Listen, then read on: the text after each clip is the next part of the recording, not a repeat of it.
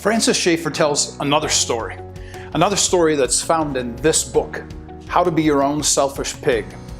It's one of the books, in fact, I would say it's the only book outside of Scripture when I was teaching high school that I had my students read in Christian schools.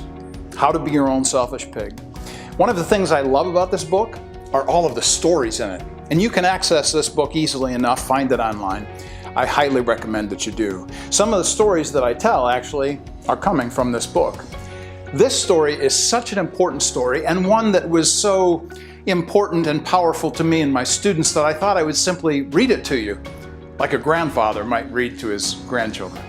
So, listen closely to this story because it has to do with the issue of reality. If indeed there is a God who is separate from us, He's transcendent, and also at the same time He is immanent, He cares for and is close to His creation, then He has something to say about reality.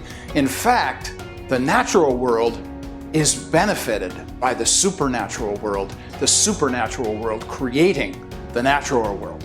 So, in this particular video, listen to this story about the Hindu and the tea kettle. One afternoon, my parents visited Cambridge University, and this is Susan Schaeffer Macaulay, who is Francis Schaeffer's daughter, telling this story. My parents had visited Cambridge University and met with some students in the living room of a college apartment. My husband-to-be Ronald, his good friend Tom, and other students gathered round the fireplace.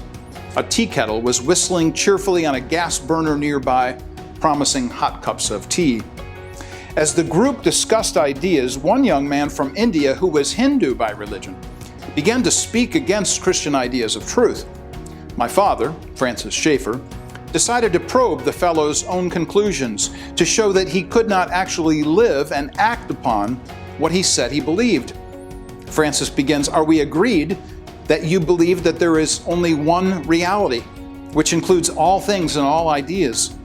The young man nodded. Then my father pursued, "This means that ultimately everything is the same, that any difference we see in the temporary world is an illusion, that there's no such thing as a separate personality, correct? No difference between good and evil, or between cruelty and non-cruelty." Wow, the young man had agreed again, but the others in the room were surprised at the full extent of their friend's Hindu beliefs and what they could be. Tom, one of the people that was in this room at the time, was struck by the fact that such beliefs didn't fit into the real world. But instead of arguing, he reached for the steaming tea kettle, lifted it over the surprised Hindu's head, and began to speak to him this way. Everybody looked surprised, and the Indian student looked scared to death. And so Tom said, "If what you believe is really true, there is no ultimate difference between cruelty and non-cruelty. So whether I choose to pour this boiling water over your head or not, doesn't really matter." There was a moment of silence, and then the Indian rose and left the room without comment. He could not match what he believed with real life.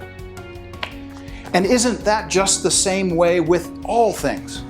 How do we match what is all around us in the created world with what we know to be true from what Scripture teaches us about this transcendent and immanent God at the same time? How do we understand reality, and how do we get after the idea that we know that something is real? Is it simply real because I touch it and it's physical? Or is there a supernatural realm? We talk often about 5 senses, but we often forget, even as Christians, the 6th sense. That is, that there is another world to which we must give an account. And that world has been ordered and ordained by the God who has made all things. He is the author of Revelation. He is the one who established the baseline of starting points in Genesis 1:1. In the beginning, God created the heavens and the earth. This story about the Hindu and the tea kettle helps us to understand about reality, about the way things are, the way things work, the way God made them to work, and the reason why, as Christians, we think the way we do about the world in which we live. So, I've given you some passages of Scripture to think about, to consider, and then also some questions to answer. I hope you enjoy.